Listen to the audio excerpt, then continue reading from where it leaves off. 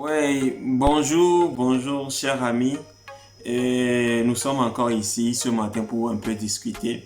Je préparais cette discussion quand j'ai appris ou bien quand j'ai lu sur les réseaux sociaux une Chinoise qui parlait mal de l'Afrique, qui parlait mal de la population africaine. Certes, elle a raison sur les points qu'elle a touchés. Et le problème, c'est que la manière dont elle a fait, c'est pour au fait dénigrer les Africains. Et en tant qu'Africain, je suis sidéré, je suis pas content. Et je comprends que la seule manière d'y arriver, c'est de changer notre mentalité, de changer notre manière de faire les choses. Ou bien de changer la manière dont nous, en tant que jeunes, l'éveil ou bien l'espoir de demain, nous devons faire les choses d'une manière qui est un peu différente de la manière dont nos parents, nos dirigeants le font. Nous devons nous réveiller, nous devons prendre une décision. Certes, bon, nous ne devons pas permettre à n'importe qui de parler de n'importe comment. Et pour faire taire cela, et là, une décision s'impose. Au fait, aujourd'hui, je veux vous parler d'une décision qui est celle d'investir et d'investir. Dans les prochaines discussions, nous allons parler de pourquoi investir en Afrique et pourquoi investir plus précisément dans nos pays ou bien dans nos villages, surtout dans les zones reculées. Pourquoi nous devons le faire. Nous allons venir sur ça, mais aujourd'hui, bon, permettez-moi de vous parler un peu de l'investissement et de comment nous devons investir ou bien quels sont les motifs qui doivent diriger nos investissements. Au fait, l'investissement, bon, c'est une dépense immédiate que nous faisons pour augmenter notre capital, pour augmenter notre patrimoine dans le futur. C'est au fait une dépense aussi que nous faisons pour augmenter notre productivité. Ok?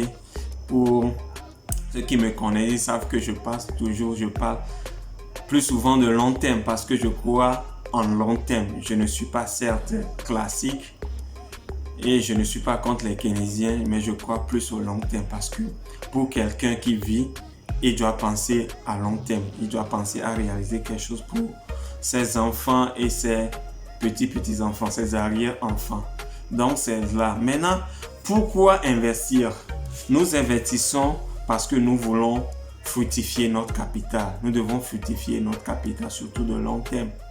Et nous investissons aussi pour diversifier notre patrimoine. Ok, nous investissons nous devons investir pour diversifier notre patrimoine. Permettez-moi de le dire. Nous devons investir pour au fait réduire les risques. Nous devons investir pour réduire nos risques. Nous avons, disons, j'ai appris tôt, le problème que beaucoup de nos parents ou bien nous voyons nos grands-mamans avaient, c'est que au lieu d'investir pour avoir de l'intérêt, elles préféreraient thésauriser. Et ce comportement-là, j'ai remarqué ça de beaucoup de nos dirigeants. Au lieu d'investir dans des projets qui bénéficient à plus de personnes, ils préféraient thésauriser, préféraient garder l'argent là chez eux. La thésaurisation, c'est le fait d'épargner ou le fait de mettre l'argent de côté sans que cet argent-là produise de bénéfices. Donc, grand-maman, ils cachaient l'argent sous les lits ou bien dans des endroits un peu, disons, comment l'appelle-t-on, à l'insu ou bien de tout le monde. Ils cachaient de l'argent et cela n'amenait pas de bénéfices.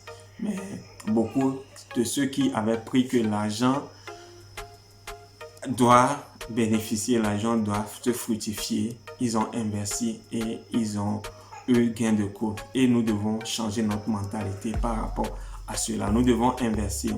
Nous devons aussi investir pour profiter des connaissances d'experts. Ok, nous devons investir pour profiter des connaissances d'experts. Parce que, pourquoi je dis cela? Il y a beaucoup d'activités, il y a beaucoup de domaines, il y a beaucoup de connaissances, il y a beaucoup d'experts dans ce domaine-là. Et ce qui manque, c'est quoi? C'est l'investissement.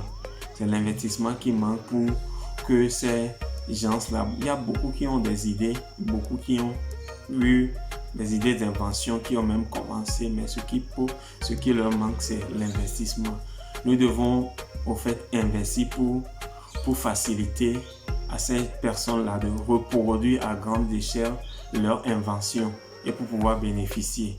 Bon, nous devons aussi investir parce que nous devons participer à des projets d'entreprise et devenir nous-mêmes des acteurs de croissance économique. Comme je l'avais dit, il y a des jeunes frères qui ont des bons projets d'investissement, qui ont des bons projets de réalisation, qui ont des bons projets pour pouvoir bénéficier à beaucoup de personnes. Mais ce qui manque, c'est l'investissement. C'est l'investissement qui manque, car nous devons aussi investir pour contribuer au développement surtout durable. Maintenant, bon, j'avais, disons, prévu, mais je sens la nécessité de vous parler d'investir, non seulement l'idée d'investir, mais d'investir au pays. Et je crois que, bon, je vais plutôt repousser cela. Le fait d'investir, dans quel domaine d'activité nous devons investir. Mais bien avant ça, parlons d'investir au pays. Et pourquoi investir au pays? Pourquoi investir au pays? Bon, nous devons investir au pays parce que, ou bien pour contribuer à la stabilité et à l'ouverture du pays. Ok? Quel qu'en soit ce qui se passe, il y a beaucoup de pays africains qui sont stables, ok, et qui sont ouverts. Et les gouvernants, quel qu'en soit ce qu'ils font, je crois que beaucoup d'entre eux, la majorité est disposée à ouvrir le pays et puis est disposée à la stabilité. Ok, nous devons investir au pays pour avoir une économie saine et compétitive. Ok. Quand je parle d'une économie saine et compétitive, je parle au fait de la volonté du gouvernement ou bien des gouvernants à ouvrir le pays aux investisseurs. Je parle de la transparence qui fait partie des objectifs et stratégies macroéconomiques de la performance. Nous devons investir au pays parce que nous avons des ressources humaines qui sont là et nos pays sont toujours des pays vierges. Quand je parle, ce sont des pays qui ne sont pas vraiment exploités, beaucoup de domaines dans nos pays ne sont vraiment pas exploités. Nous devons investir, nous devons voir ces domaines-là et puis investir. Nous devons investir parce que nos gouvernants ou bien nos dirigeants font effort d'avoir un cadre juridique et une fiscalité incitative. Ok, ils font tout pour nous permettre d'investir. Nous devons investir pour avoir un accès privilégié aux marchés régionaux et internationaux. Pourquoi nos pays ne sont pas compétitifs? C'est parce que beaucoup de gens de la diaspora préfèrent, au lieu d'investir dans leur pays, investir ailleurs. Ok? Et plus d'investissements dans nos pays permettront d'avoir plus de produits, permettront d'avoir beaucoup de création d'entreprises, d'entreprises qui seront compétitifs pour aller dans le marché, bien dans les marchés régionaux et dans les marchés internationaux. Nous devons investir au pays pour en fait avoir une qualité de vie exceptionnelle. Okay? Le peu que nous investissons, le peu que nous envoyons au pays permet de soulager une couche sociale. Okay? Permet de soulager au moins certains de nos familles ou bien des gens que nous ne connaissons pas. Nous devons investir au pays pour que nos pays aient un climat d'affaires très incitatif ou bien très attractif. Ok, car nous sommes jugés par rapport aux investissements que nous faisons. Bon, en fait, je tiens vraiment à faire cet appel-là, surtout à faire cet appel-là à la jeunesse, à la diaspora. Nous sommes tout le temps méprisés, nous sommes tout le temps insultés, minimisés. Beaucoup pensent que c'est parce que nous avons cette couleur-là. Non. Je ne pense pas cela.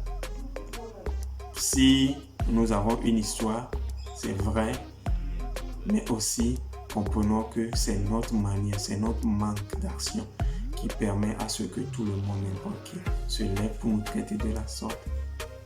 Imaginons un seul instant que si l'Afrique pouvait exploiter efficacement et efficiente ce que nous avons, les ressources que nous avons, aucun pays, aucun continent ne pourra se dresser devant nous et nous minimiser. Donc, je vous remercie et ciao, ciao, à la prochaine.